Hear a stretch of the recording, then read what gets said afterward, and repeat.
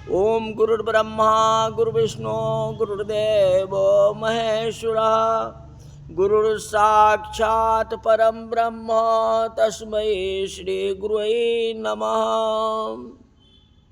आज की कथा में जो भी वस्तु हम रसोई में बनाते हैं, अपने घर में बनाते हैं, सर्वप्रथम अग्नि में आहुति देना चाहिए। जिस घर में रसोई होती है उस घर में अनेक जीव मरते हैं। जीव हिंसा के बिना रसोई नहीं होती। हिंसा का पाप अन्न में आता है, वह पाप खाने वाले के मस्तक में लग जाता है। तो अग्नि के आधार से रसोई होती है। अग्नि बिना रसोई तैयार नहीं होती है। अग्नि बिना खाया हुआ पचता नहीं है। पेट में भी अग्नि का वास है। भोजन एक यज्ञ है। हम रोटी खाते हैं, अब पेट में उसकी पाचन क्रिया होती है, अग्नि पकाते हैं। अग्नि ही सर्वोपरि है। इसीलिए कोई भी वस्तु बनाते हो, रोटी दाल सब्जी, तो पहले अग्नि को अर्पण करना चाहिए। भोजन करते समय बातें मत करो। भोजन के समय में मौन रखना चाहिए। जितना काल आप भोजन करते हैं उतना काल मौन रहना चाहिए। मौन रह करके भोजन करना। भोजन के समय में पूर्व दिशा में या उत्तर दिशा में मुंह करके भोजन करना चाहिए। सर्वश्रेष्ठ पूरब और उत्तर को माना गया।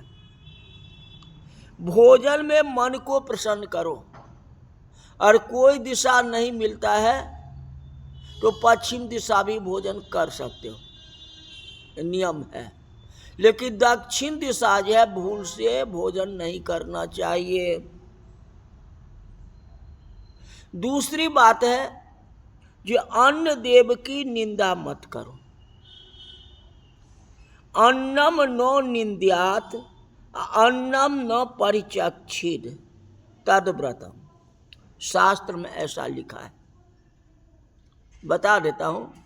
लोग कहते हैं जिसको माता पिता नहीं होता है वो दक्षिण मुख में ही भोजन कर सकता है, लेकिन ऐसी वाली बात नहीं है। कोई बात नहीं है। दिशा जो है उत्तर पूर्व और पश्चिम ही लिखा गया। पूर्व व उत्तर को जो है श्रेष्ठ माना गया। पूर्व व उत्तर दिशा में ही मुख रखें और भोजन करें, ये श्रेष्ठ होता है। और मौन होकर के भोजन करें, शास्त्र में ऐसा लिखा हुआ है। आप रसोई बनाओ, उस समय दाल साग नमक भोजन करने के लिए बैठो तो पता लगे कि इसमें राम रस कम है, फिर ऊपर से जो राम रस लेता है उसको पाप लगता है। कहते रूखा सूखा दिया हमें, भोग लगा कर खाऊं, ऐसे करके भजन में है। जो वस्तु आपके सामने आ गया ना, उस वस्तु को खा लेना चाहिए। चाहे उसमें नमक ज़्यादा हो या कम हो, या कड़वी हो या तीखा हो, कुछ भी हो। मौन का मतलब क्या हुआ? भोजन के सिवाय बोलना नहीं चाहिए, मतलब कुछ नहीं। भोजन के समय में क्रोध नहीं करना चाहिए। पूरा दिन तो आप क्रोध करते ही रहते हो, गुस्सा करते ही रहते हो।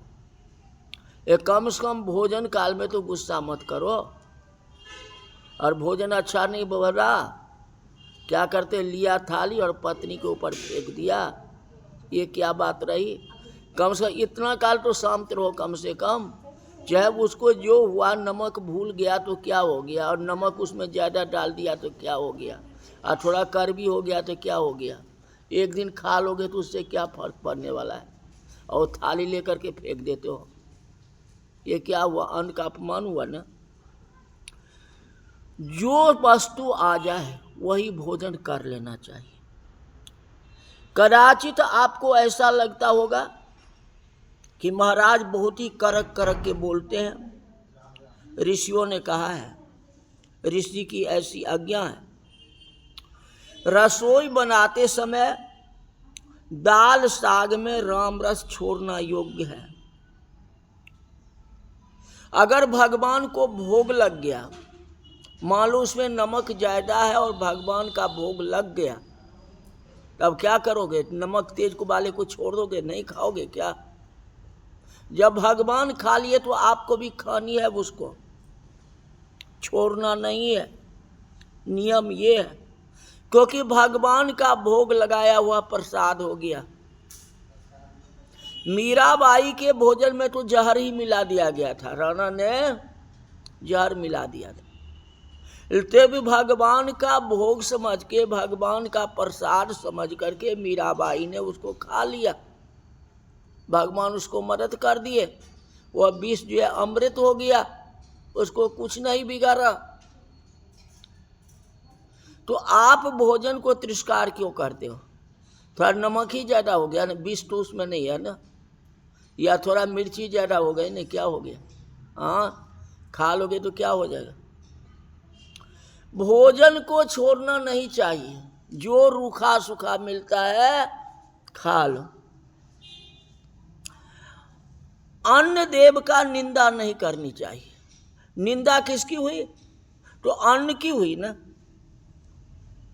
मुख में जब कौर रखो तो भगवान के नाम का जाप करो। पेट में अग्नि का वास है, अग्नि में आहुति देना है। भोजन भी एक यज्ञ है।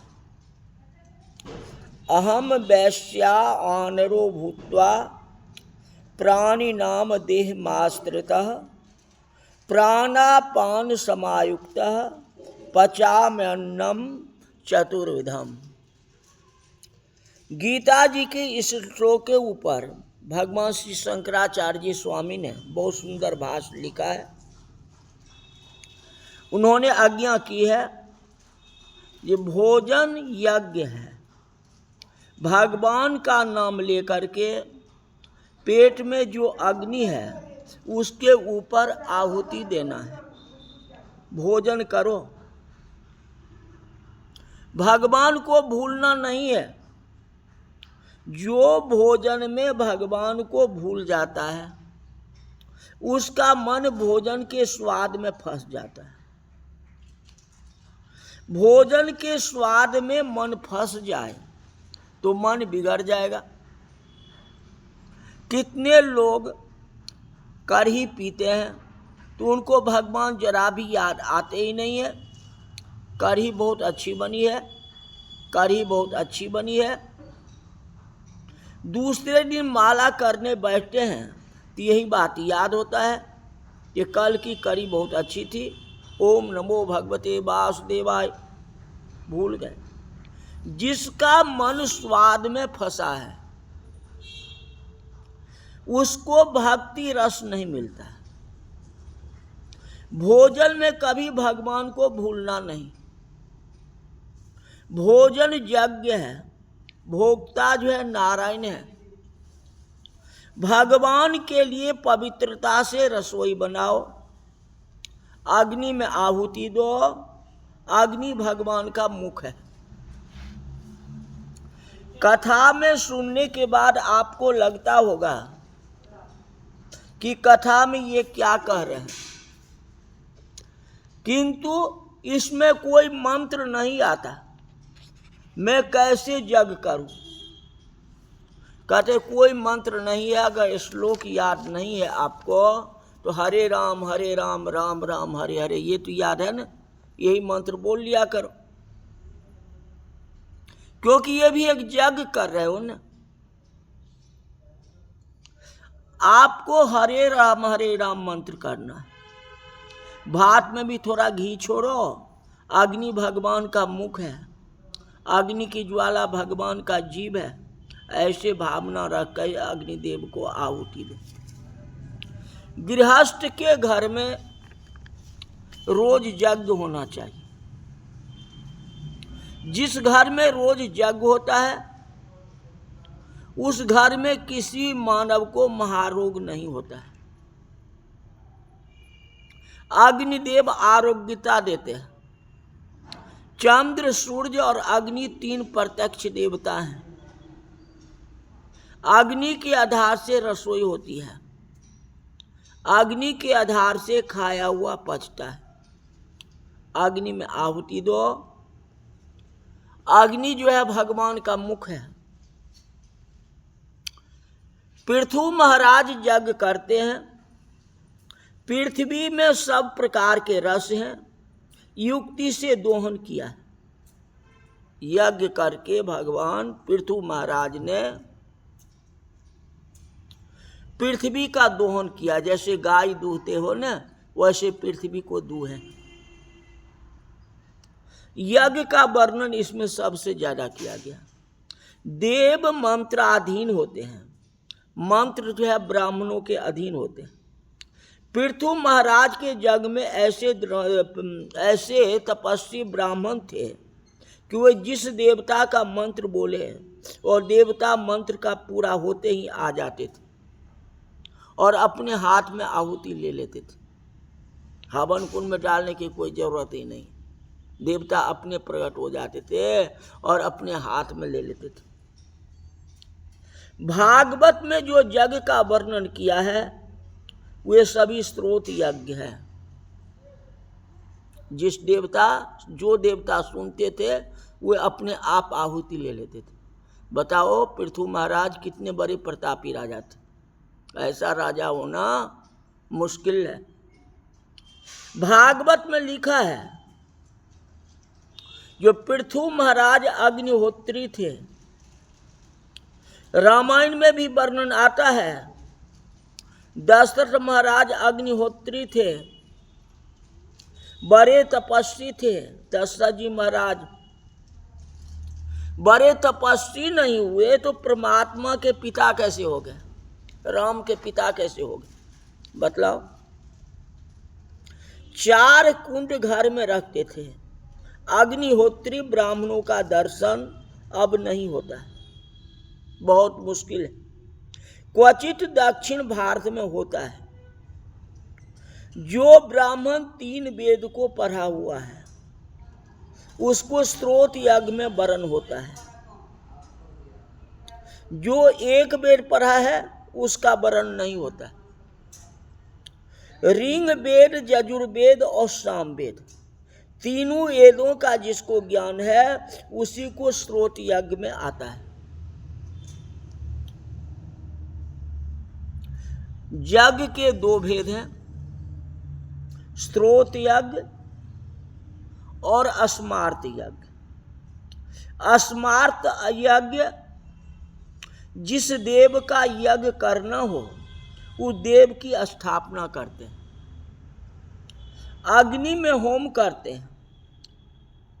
जैसे विष्णु यज्ञ, लक्ष्मी यज्ञ, सतचंडी यज्ञ, वाजपेयी यज्ञ, उनका नाम आ रहा है ना। उन नारायण की स्थापना करते हैं किस मंत्र से? पुरुष सूक्त या विष्णु सहस्त्र नाम मंत्र से। और अग्नि में पायस का हवन करते हैं। स्रोत यज्ञ में किसी भी देव की स्थापना नहीं होती। ये तो गृहस्थ हुआ जिसमें हम खीर का आहुति देते हैं या हलवे की आहुति देते हैं। अभी जनरल देख रहे हो हलवा के भी दे रहे हैं, वैसे कहा गया पायस खीर का। और दूसरा यज्ञ है स्रोत यज्ञ। स्रोत यज्ञ में किसी भी देव की स्थापना नहीं होती, केवल अग्नि स्थापना ही होती है। स्रोत यज्ञ अब केवल दक्षिण भारत में ही होते हैं। स्रोत यज्ञ दर्शन में बहुत आनंद आता है। चावल का आटा बनाते हैं और यज्ञ मंडप में ही बनाया जाता है। अब उसका हलवा बनाना पड़ता है, उसको पुरोडास कहते हैं। पुरोडास।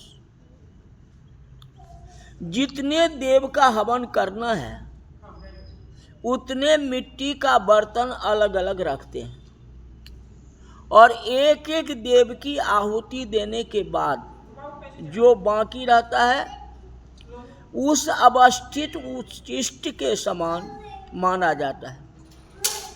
जितने देवों के निमित्त हवन करना है उतने मिट्टी के बर्तन अलग अलग रखते हैं। अब प्रत्येक में पुरोडास रह कर पड़ता है। ऋग वेद के मंत्र के देवताओं का आवाहन किया जाता है। विष्णु भगवान को बुलाया जाता है। ऋग वेद के मंत्र के द्वारा उनका आवाहन किया जाता है।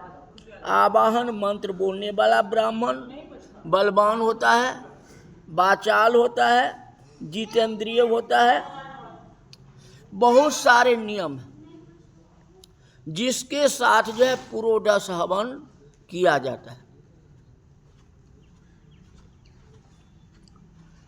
तो दो प्रकार का बतलाया, लेकिन हम घर में यज्ञ करते हैं, स्रोत यज्ञ नहीं कर सकते हैं, या विष्णु यज्ञ किसी देवता को अधिष्ठित करके नहीं कर सकते हैं, तो उसमें ज़्यादा खर्चे की आवश्यकता होती है, ज़्यादा लोगों की आवश्यकता होती है, सहयोग की आवश्यकता होती है। यानी अपने घर में तो हम यज्ञ कर सकते हैं। थोड़ा सा उपला लिया, उस उपला पर 3 मंत्र 3 बार गायत्री मंत्र पढ़ करके चढ़ा दिया उसके ऊपर में, उन देवताओं को आवाहन कर लिया, सर्वोपरि हुआ।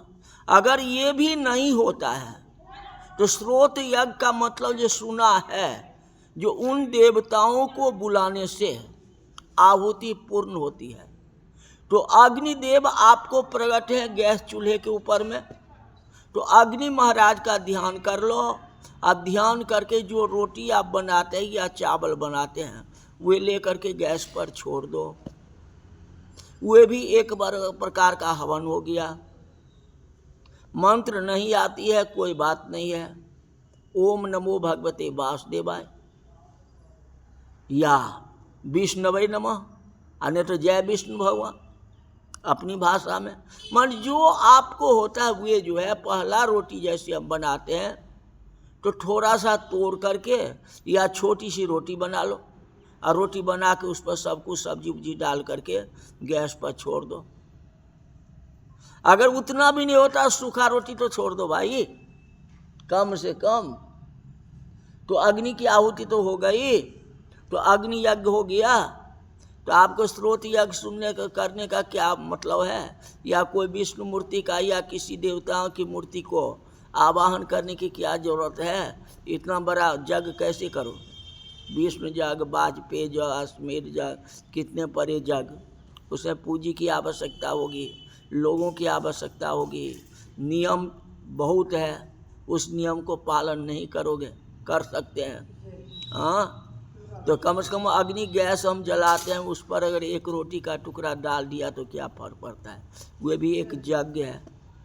नहीं अगर परिश्रम करो तो 2 उपला ले आओ और उपला के ऊपर 3 बार गायत्री मंत्र से आहुति डाल दो। कम से कम गायत्री मंत्र से तो डाल सकते हैं। अगर समय है तो विष्णु का भी नाम ले लो, शिव जी का भी नाम लो, कुछ भी ले लो, क्या फर्क पड़ता है? जीवन तो ऐसे ही चलता रहता है। उसी पर जो आहुति है, घर में जो रोटी सब्जी बनाए आप उसका भी आहुति डाल दें और जीवन शाकाहारी जिए, भगवान के पास अच्छा रहेगा, सुख शांति रहेगी। तो इस तरह से आज की कथा यही तक रही। बोल वृंदावन बिहारी लाल की जय।